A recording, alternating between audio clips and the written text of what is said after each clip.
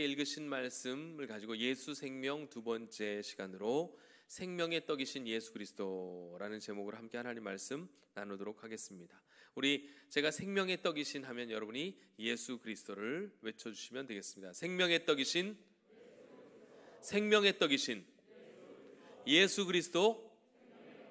예, 역시 이제 호흡이 잘 맞습니다. 코밑이 즐거워야 한다는 말이 있습니다. 그만큼 음식은 사람의 마음을 열어주는, 그리고 또 만남과 교제를 더욱더 풍성하고 윤택하게 하는 그런 힘이 있습니다. 그러고 보니 성경에도 먹고 마시는 것을 가지고 하나님은 여러 가지 주제에 대해서 말씀하고 우리에게 교훈하신 바 있습니다. 이 죄라는 주제를 다루기 위하여 하나님은 선악과라는 과실을 사용하셨습니다. 아담과 하와는 먹지 말라는 선악과를 따먹음으로 결국 죄가 이 세상에 들어오도록 하였습니다. 모든 인류가 죄라는 비참함에 빠지게 되었다. 이것이 선악과라는 어떤 과실, 먹는 것 가지고 문제가 생긴 것이죠.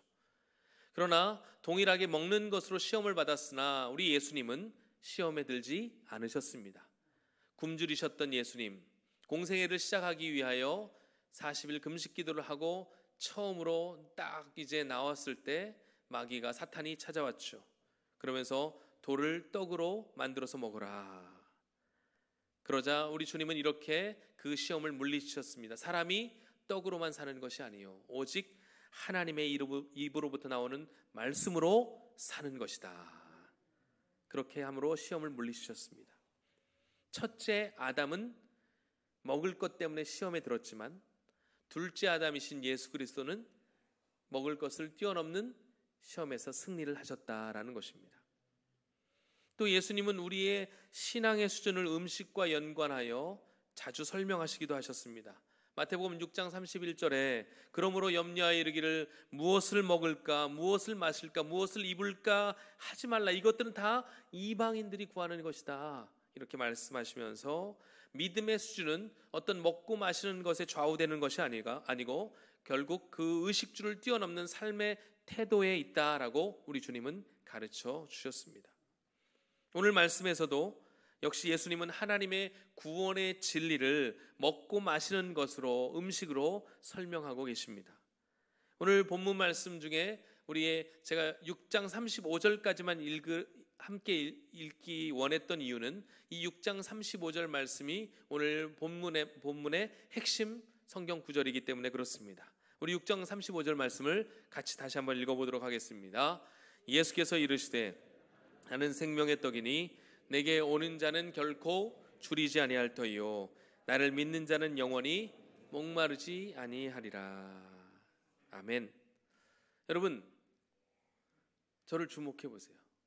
여러분의 성경 지식을 한번 테스트해 보십시오. 스스로가 어디서 이 말씀, 비슷한 말씀을 언급하신 적이 있지 않으십니까? 요한복음에 나옵니다. 예, 저만 바라보시는데 요한복음 4장에 보면 예수님이 누굴 만나시는 장면이 나옵니까? 사마리아 수가라 하는 곳에 한 여인을 만나시죠. 이 여인을 만나시면서 비슷한 내용을 언급하신 바가 있습니다.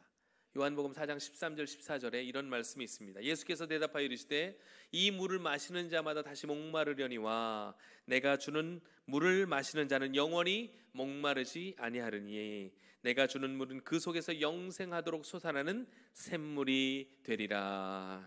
아멘. 예수님은 오병이어의 큰 기적을 경험한 무리들을 향해 나를 믿는 자는 영원히 목마르지 아니할 것을 말씀하셨고요. 사마리아 여인을 향해서도 내가 주는 물을 마시는 자는 영원히 목마르지 아니할 것을 말씀하셨습니다. 자, 동일한 말씀을 두 대상에게 하신 거예요.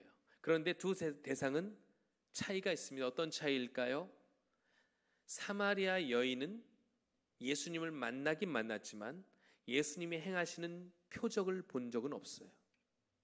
그러나 오병이어 직후에 일어난 이 일은 오병이어 사건을 경험한 무리들을 향해 하신 말씀입니다. 그러니까 이 무리들은 지금 오병이어라는 놀라운 표적을 본 뒤에 예수님의 말씀을 들었던 사람이라는 것입니다. 이런 차이가 있는 거예요. 그런데 놀라운 사실은 이 둘의 반응이 너무나 달랐다는 것입니다. 먼저 오병이어의 기적을 체험한 이들이 어떻게 최종적으로 반응했는지를 한번 보도록 하겠습니다. 읽진 않았는데 36절 말씀 같이 한번 읽어보겠습니다. 시작. 그러나 내가 너희에게 이르기를 너희는 나를 보고도 믿지 아니하는도다 하였느니라. 지금 너희는 나를 보고도, 나를 본다는 것은 내 눈앞에 서 계신 예수 그리스도를 보는 것과 함께 그가 행하신 이적을 본 것을 포함하고 있는 거예요. 너희는 내가 행하는 이적과 지금 너희들 눈앞에 서 있는 나를 보고서도 나를 믿지 않는구나, 이렇게 말씀하신 거예요. 심지어 이들의 최종적인 반응은 6장 66절에 이렇게 말씀합니다. 그때부터 그의 제자 중에서 많은 사람이 떠나가고, 여기서 제자는 12제자를 의미하는 게 아니고 예수님을 따랐던 수많은 사람들을 의미합니다. 오병이어의 기적을 체험했던 이들도 포함되어 있겠죠. 이들이 떠나가고 그 큰 기적과 이적을 보았음에도 예수님을 떠나갔대요. 그리고 다시 그와 함께하지 아니하더라. 여러분, 그런데 사마리아 여인은 어떻게 반응했을까요? 사마리아 여인은 기적을 경험한 적도 없습니다. 그런데 그녀의 반응을 한번 보겠습니다. 요한복음 4장 28절부터 30절까지 같이 한번 읽어보겠습니다. 시작. 여자가 물동이를 버려두고 동네로 들어가서 사람들에게 이르되 내가 행한 모든 일을 내게 말한 사람을 와서 보라. 이는 그리스도가 아니냐 하니 그들이 동네에서 나와 예수께로 오더라. 아멘. 이상한 일이 발생한 것입니다. 기적을 체험하지 않은 사마리아 여인은 오히려 예수님을 영접하고 그 예수 그리스도로 인하여 놀라운 은혜가 충만하여 예수님을 전하는 삶을 살았습니다. 동네에 가서 복음을 전했다고 성경은 이야기하죠. 그런데 큰 기적을 체험했던 이 무리들은 예수님을 믿지 않는도다라고 예수님께서 평가하심과 동시에 그들은 예수님을 나중에 떠나가고 결국 그들이 예수님을 십자가에 못 박는 그런 죄를 범하게 되었습니다. 이상하죠? 네. 왜 이런 차이가 발생했을까요? 우리는 상식적으로 표적을 보아야 예수 그리스도를 더 확신 있게 믿을 것 같지만 그렇지 않다라는 거예요. 표적을 보고도 떠나가는 이들이 많이 있었고요. 오히려 표적을 보지 않고 믿었던 사마리아 여인의 믿음을 주님은 칭찬하셨습니다. 물론 처음에는 둘 다 모두 예수님의 말씀을 오해했습니다. 사마리아 여인도 말씀을 오해했고요. 왜냐하면 내가 영원히 목마르지 않은 물을 주겠다라고 했더니 그러면 주님 이제 다시는 내가 물을 기르러 오지 않아도 되겠습니까? 라고 할 정도로 그 물에 대해서 오해한 적이 있어요. 그리고 오병이어의 기적을 체험한 무리들 역시 생명의 떡을 주겠다고 그랬더니 요한복음 6장 34절에 이렇게 말씀합니다. 우리에게 항상 주소서, 이 떡을 항상 주소서. 이 얘기 무슨 얘기예요? 그러니까 이 떡은 우리를 배부르게 하는 물질로 생각했던 것이죠. 둘 다 물질적인 것으로 한정하여 이해를 했던 것입니다. 그러나 이런 오해가 있었음에도 불구하고 사마리아 여인은 결국 예수님을 바르게 믿고 영접하여 그를 전하는 인생을 살게 되었고, 무리들은 끝까지 예수님의 말씀을 이해하지 못하고 결국 예수님을 떠나가는 그런 삶을 살아가게 되었다고 성경은 이야기합니다. 오늘 말씀의 핵심, 제가 살펴보고자 하는 바가 이것입니다. 왜 이런 차이가 발생했느냐 이거예요. 왜 이런 차이가 발생했는가?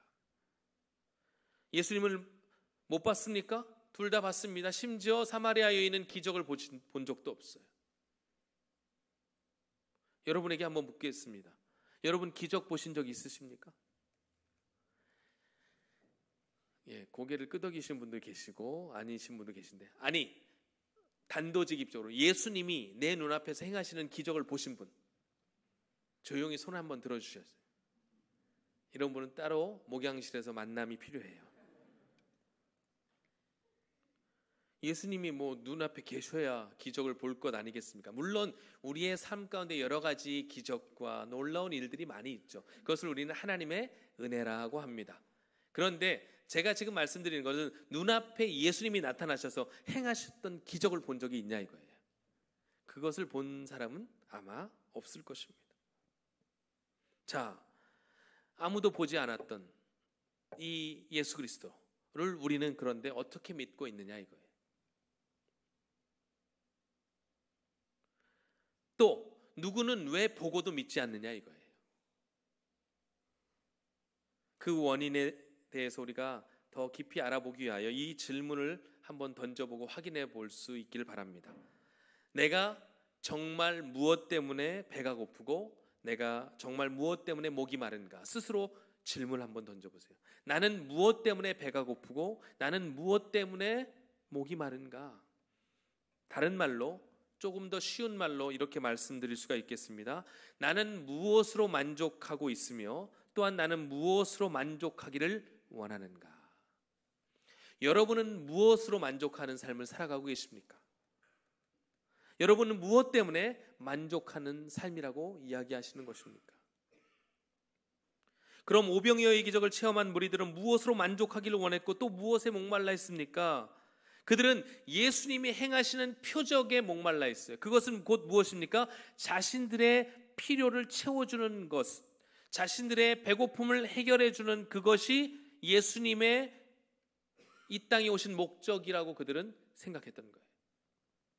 예수님이 오병이어의 기적을 보여주신 이유는 예수님께서 이 땅에 오셔서 우리의 먹을 것을 주기 위함이다 라고 이야기하시기 위해서 오병이어의 기적을 보여주신 것이 아닙니다. 우리에게 오병이어 사건을 일으켜주신 이유는 무엇입니까? 내가 하나님의 아들이다. 너희가 믿는 그리스도다. 메시아다. 사람은 결국에는 이 떡을 먹고 또다시 배고픔을 갖게 될 것이지만 내가 주는 생명의 양식은 영원히 배고프지 아니할 것이다 라는 것을 가르쳐 주시기 위하여 오병이어의 사건을 일으키신 것입니다. 그런데 그들은 여전히 그러한 기적을 보았음에도 예수님을 단지 자신들의 먹을 것 필요를 채워주는 분으로만 생각하고 쫓아다닙니다. 여러분 얼마나 좋아요. 예수님만 따라다니면 먹을 게 해결되는데 50년 전만 해도 우리 어르신들 다 먹을 게 없어가지고 그쵸? 아니 다 부유하셨나? 네. 먹을 게 없어가지고 다들 힘들게 사셨잖아요. 그죠? 네. 저는 뭐 쌀 떨어져서 쌀을 못 먹은 적은 없습니다. 네. 쌀을 못 먹었다. 그런데 이제 제가 사역을 하다 보니까 이런 생각이 드는 거예요.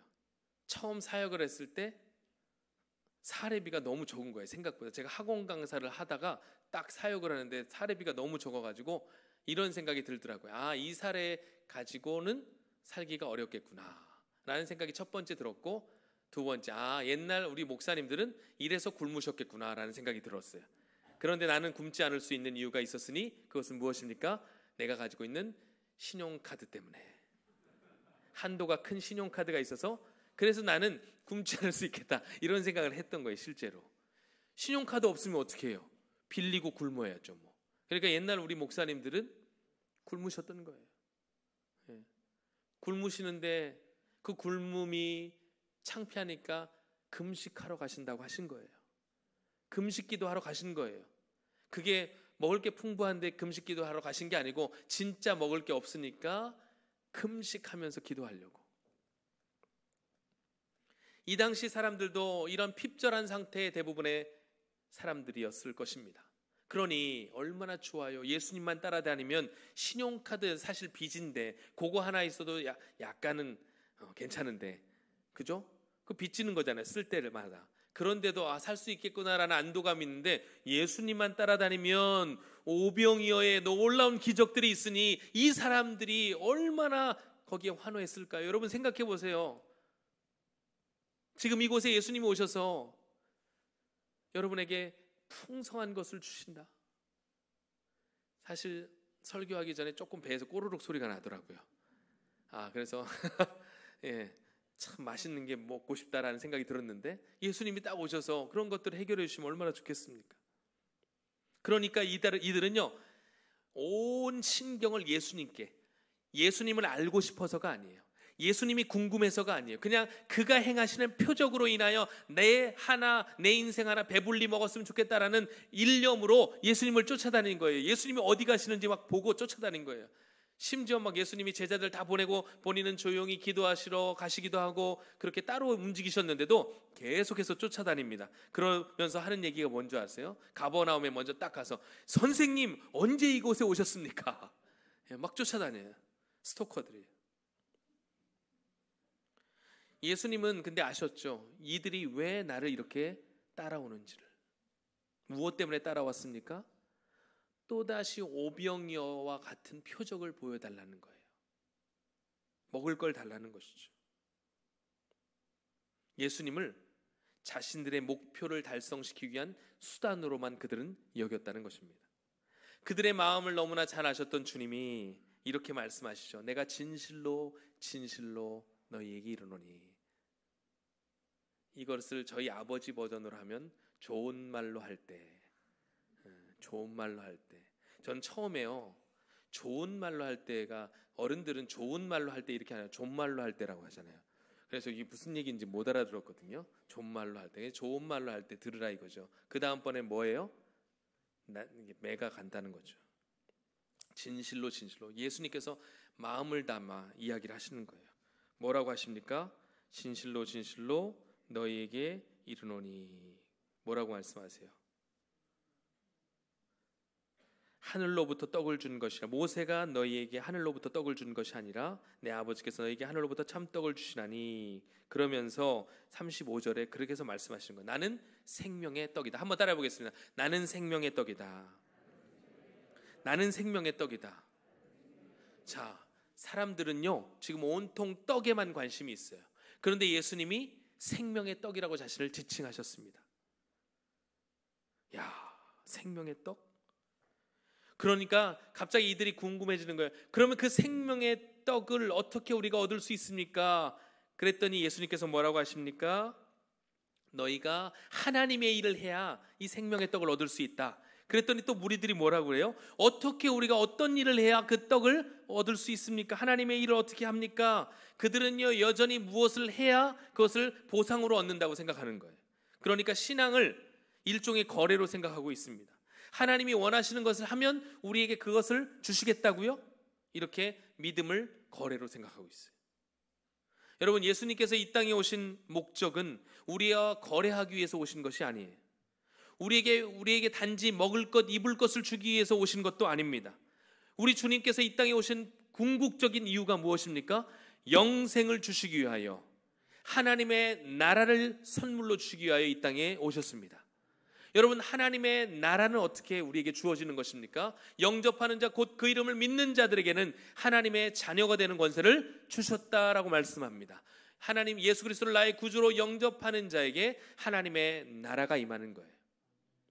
여러분, 하나님의 나라는 죽어서만 가는 나라가 아니고 이 땅에 하나님께 통치가 이루어지는 나라가 하나님의 나라입니다. 하나님의 통치가 이루어지는 나라는요, 질병도 없고 아픔도 없고 고난도 없고 고통도 없는 영원한 나라, 완벽한 나라. 그 나라가 우리 가운데 펼쳐지게 된 거예요. 예수님께서 오시면서 말씀하셨잖아요. 때가 찼고 하나님의 나라가 가까이 왔으니 회개하고 복음을 믿으라. 하나님의 나라는 어떻게 우리가 들어갈 수 있습니까? 하나님의 나라가 어떻게 우리에게 주어집니까? 회개하고 복음을 믿는 것, 곧 그것이 예수 그리스도를 영접하는 것이라고 성경이 우리에게 말씀하고 있습니다. 이것이 바로 영생하도록 있는 양식을 취하는 것이라고 또한 오늘 요한복음은 말씀하고 있어요. 여러분, 생명의 떡이신 예수님께 순종하고 주님과 교제하는 삶, 이것이 바로 생명의 떡을 먹고 마시는 삶이라고 성경은 말씀하고 있는 것입니다. 우리에게 해야 할 하나님의 일은 예수님을 왕으로 모시고 그분께 우리의 삶 전체를 맡기는 것, 이것이 바로 우리가 해야 할 하나님의 일이라는 거예요. 그러니까 무엇을 해서 구원을 받는 것도 아니고, 무엇을 해서 구원에 이르는 것도 아니고, 우리가 해야 할 일은 예수 그리스도를 믿는 것, 이것이 하나님의 일이요, 이것을 통하여 하나님의 나라가 우리 가운데 주어진다는 것입니다. 한번 하나님의 나라가 주어지는 사람에게는 그 하나님의 나라는 빼앗기지 않는다라는 것이에요. 그리고 그 하나님의 나라가 임한 사람을 우리 주님께서는 끝까지 보살피셔서 결국 부활의 영광에 참여하게 하시겠다. 이것이 바로 오늘 말씀에 우리에게 기록해 준 약속입니다. 그럼에도 불구하고 그들은 끊임없이 자신들의 먹을 것을 주님께 요청하고 있습니다. 예수님을 믿으라고 하니 또 표적을 보여달래요. 지금까지 보여준 표적들이 있는데 또 표적을 보여달라는 거예요. 이 얘기는 뭐예요? 여전히 배고프다는 것이죠. 그러면서 어떤 예를 들냐면, 광야에서 모세가 기도했을 때 만나가 내려진 사건에 대해서 언급을 해요. 여러분, 오병이어 사건은 일회성 사건이잖아요. 만나는 얼만큼 내렸습니까? 만나는 이스라엘 백성들에게 몇 년 동안 공급된 것입니까? 40년 동안. 그러니까 지금 이 사람들은 뭘 얘기하는 거예요? 평생 남은 여생을 주님께서 주는 그 만나를 취하는 것으로 그렇게 살고 싶다. 우리의 문제가 그렇게 해결받았으면 좋겠다. 지금 그 얘기를 하는 것입니다. 여러분, 이들의 가장 큰 문제가 무엇일까요? 육체의 배고픔과 목마름은 느꼈지만 영혼의 배고픔과 목마름은 느끼지 못했다는 것이 이들의 문제예요. 잠시 왔다가 사라질 것에는 끈질기게 집착했지만 영원한 것에 관심이 없었다고요. 오늘날 성도 중에도 이러한 사람들이 참으로 많이 있습니다. 여전히 보여지는 것, 눈에 들어오는 것, 이렇게 물질적인 것에는 관심을 가지고 현세적인 관심을 가지고 살아가는데 영원한 세계에는 관심이 없어요. 조금 위급하면 그때서야 좀 하나님을 찾고, 조금 문제가 생기면 그제서야 하나님의 은혜를 구하고, 평상시에는 세상 사람들과 다름없이 동일하게 예수님께 표적을 구하는 삶. 물론 육체적인 목마름 자체, 이것을 해결해 달라고 구하는 것이 잘못된 것은 아닙니다. 당연히 우리는 육신을 입고 있기에 그런 것이 필요합니다. 그러나 거기에서만 만족해서는 안 된다는 거예요. 지금 이 무리들의 문제가 바로 그것입니다. 거기에만 만족하는 거예요. 그 이상의 것을 주님은 주시길 원하시는데, 그 이상의 것이 우리에게 펼쳐져 있는데 딱 여기까지 자기들이 선 긋고 이것만 해결되면 된다 이거예요. 그런데 주님이 안타깝죠. 주님은 그것 때문에 오신 것이 아닌데, 그러니까 주님이 오병이어의 기적도 안 베푸시니까 어떻게 된 거예요? 다 떠나간 거죠. 주님 옆에 있으면 먹고 사는 문제는 해결받을 줄 알았는데 그렇지 않더라라는 것입니다. 사람들이요, 육체적인 것에 만족을 느끼면 그 다음에는 무엇에 또 만족감을 위하여 갈급해하냐면 정신적인 것, 그렇죠? 마음의 만족을 위하여 그렇게 애를 씁니다. 육체적인 목마름과 이런 정신적인 목마름이 채워졌다고 한다면 또 그 채워짐이 영원하기를 바라요. 그런데 사람들이 왜 거기에서 괴리감을 느끼냐면, 자, 생각해 보세요. 이 세상에 영원한 것이 있습니까? 여러분 대답해 보세요. 영원한 것이 있을까요? 심지어 가수도 알아요. 가수도 지드래곤, 유명한 노래가 있습니다. 영원한 건 절대 없대요. 그 지드래곤 노래예요. 제가 부를 수는 없잖아요 여기서. 지금 가수도 알아요. 영원한 건 절대 없어.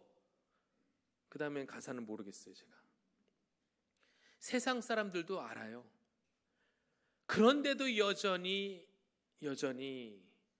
영원한 것에 관심이 없어요. 그런데 여러분 깊이 생각해 보시면 우리는 영혼이 있잖아요. 육신만 입고 있는 존재가 아니기 때문에 영혼이 있잖아요. 이 영혼은 영적인 것에 관심을 둬요.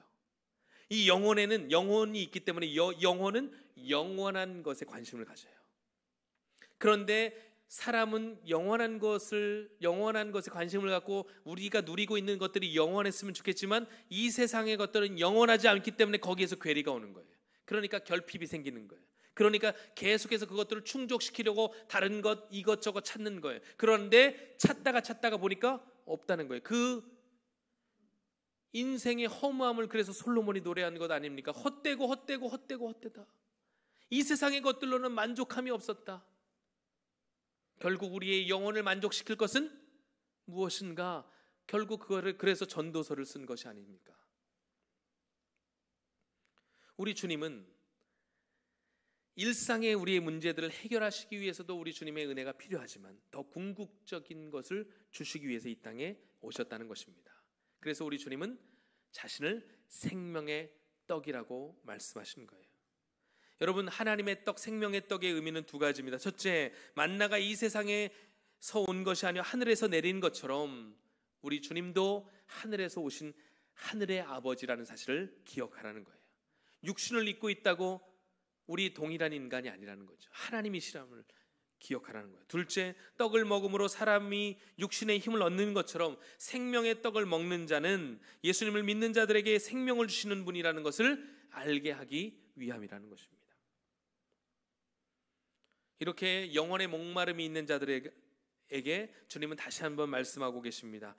요한복음 6장 35절 말씀 다시 한번 읽도록 하겠습니다. 시작.